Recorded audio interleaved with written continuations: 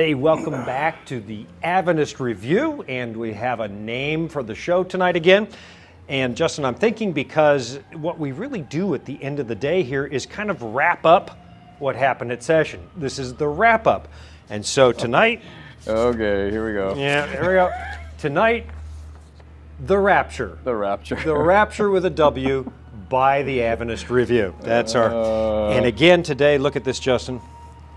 A brand new magazine. There you go. Every single day, again, folks. Every single day they really like do the this. cover on that. Isn't that cool? Look, yeah, it's a Pathfinder, right? It's I believe an adventurer. An adventurer. I didn't grow up Adventist. And he's collecting the offering and just got this cute, inquisitive look, looking upwards to the table of contents. So you want to look at that's this it. issue, He's curious about what's in the magazine. Yeah, there you go. And look at this, like news of the GC session.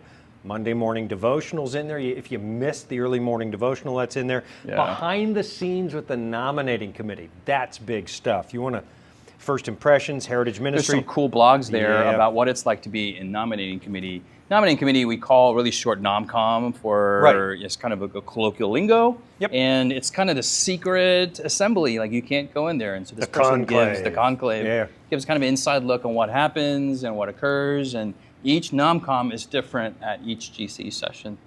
So that was a kind of interesting blog.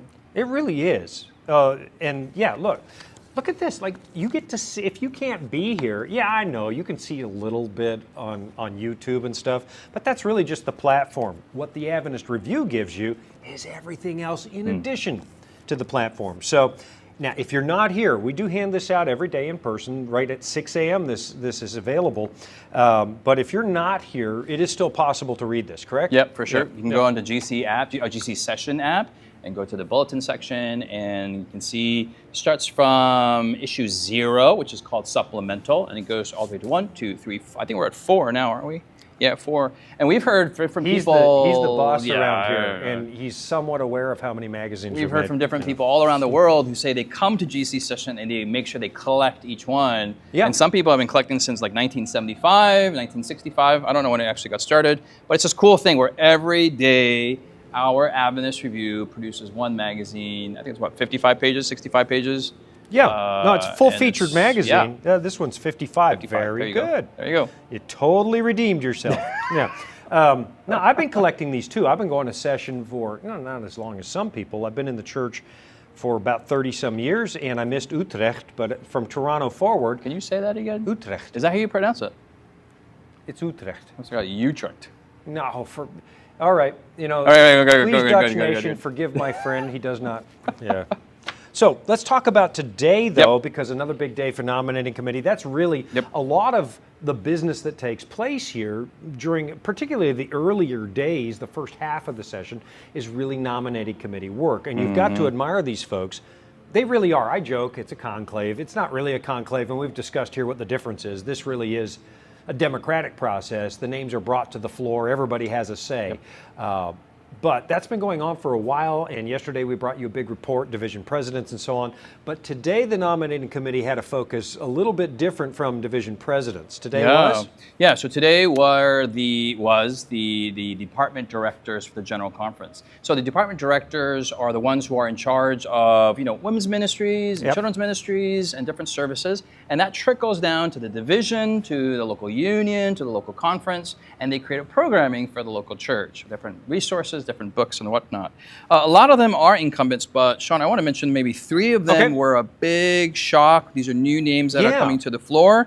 We have Alyssa Truman for communications. Okay. She was originally the assistant. So we have director, then we have associate director, and then we have assistant director. Okay. So she served as assistant director, and then now she got moved all the way up to as the director of the entire department. Yeah, and that was a surprise. Yeah, that was a surprise. Yeah. Just in case somebody is thinking, and in all seriousness, it's all prearranged, and these names are determined before we ever get to St. Louis. That's just not true. If you're here in the Dome, you know that's not true because you hear surprise. I mean, you can hear surprise. You're like, and applause and so on.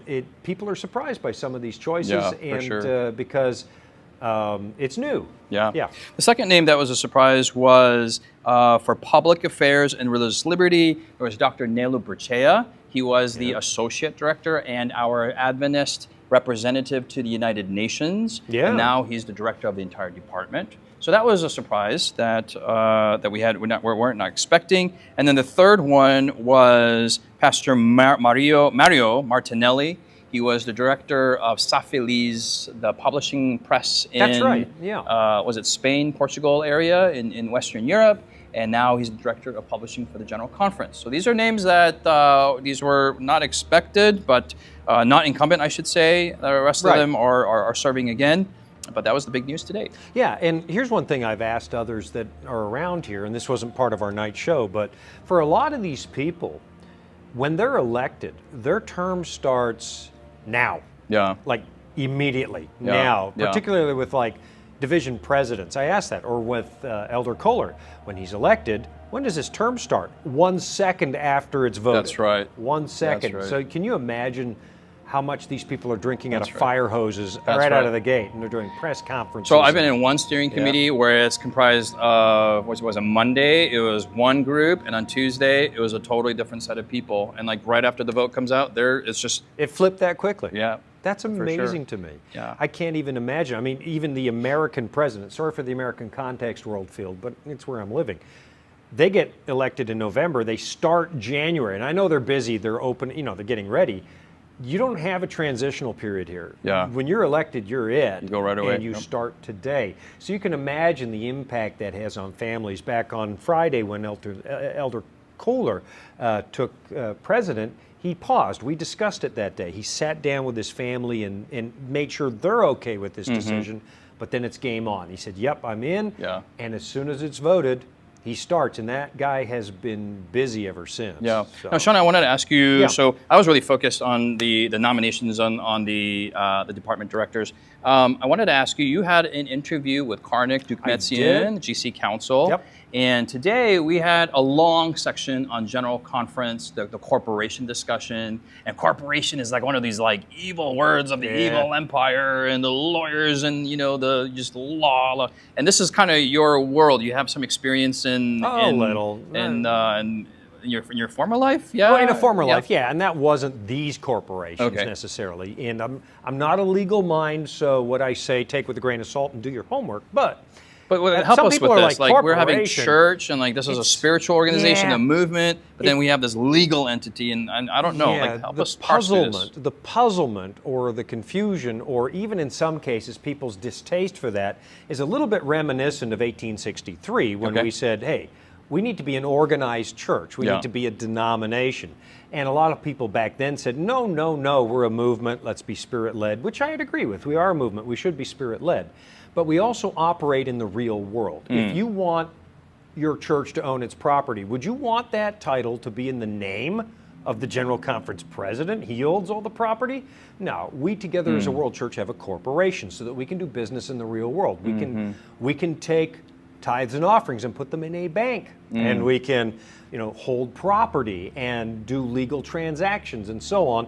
It is a legal tool, and I get it. When we get to the kingdom of heaven, we don't need a corporation. Jesus is the corporation. I totally get it. But we do have to operate in the real world. Even your churches have checking accounts, or I guess I'm dating myself, but you've got books. You're able to put things away in the bank, and your conference has a corporate entity. And when I was in media ministry, it's not based on one person. It's based on a group of people to hold it accountable. Which makes me think of when the church started in its early times. There was one of our founders was James White, and he owned the publishing press and some of these things in his personal name. And one, it was just too overwhelming for him to have these things in his own name. But two, he got accused of all this, like, hey, you're getting all this profit. There's no accountability. How can we really know that you're doing all these things? And so all of this is made to be transparent, that there's a group of people, and today we voted for a group of people who hold us all accountable. Like, this is all made in the public eye, so that for the best interest of the church. Corporations have boards, and church members are chosen to be on those boards. It does add a level of accountability. I've lived this way my whole ministry, and I've been in media ministry for not all of my career, but a huge chunk of it. And so I've been with It Is Written Canada, It Is Written, Voice of Prophecy. They all have legal corporations. I was not just the speaker director for the Voice of Prophecy, I was the vice president of the Voice of Prophecy Corporation. Why? Well, because I have to act in the real world. I want to be able to sign contracts with contractors. I want to be able to sign airtime agreements with TV stations. And that was my world. I had a corporation and I answered to them. I had to appear before a board. I had to explain what we were doing, and the board could say, okay, Sean, you're going the right way, the wrong way, and so on.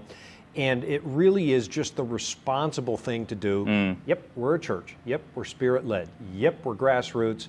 The corporation is not a shadowy cabal. It really is your church being able to operate. It sounds like a maturing of the movement, right? Yeah, it's just being responsible and just being good stewards of God's resources. Yeah, so, we want to do other things. We want to insure. Now, the church is self-insured. That'd be an interesting interview for everybody, but we want to insure properties, and all that stuff requires a legal entity, and you don't want to vest everything in one person.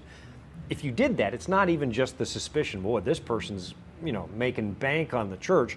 No, it's more than that. Having a real corporation really makes the church answerable, has a board, it spreads the responsibility, and we're all involved that way. We're all involved that way. Not only that, you have one individual holding everything, they get hit by a bus tonight, then what do we do tomorrow? Right. In all seriousness. I gotta admit, the process is a little boring, it's a little tedious, there is some, little eye-watering today some things to go through, but it's out in public, right? We got manuscript, transcripts, you got video, it's all out open, and so that nothing shadowy can occur. Yep. And I can guarantee you, people hold accountable. If you're here, don't go watch YouTube videos. There are some delegates that absolutely have made it their mission to hold everybody accountable. So there you go. You'll see them get up quite often. So this is a good thing, folks. It's really the way it should be designed. Tomorrow? Tomorrow is going to be another day at General Conference session. And let's see, the nominating committee will come out with some new names for the associates of the department heads. I wonder if we could ask them for a new name for this show as well. They're working on names. We need a new name. As a matter of fact, if you're watching, give us a name for tomorrow. Let's see what you come up with. Yeah. Better than Rapture. Well, Rapture was awesome, Justin. Come on, man. It's come on, man. That's my finest dad work. Jokes. Help us out. That's my finest. He looks like a hostage right now, doesn't he? Thanks for joining us. We'll see you tomorrow.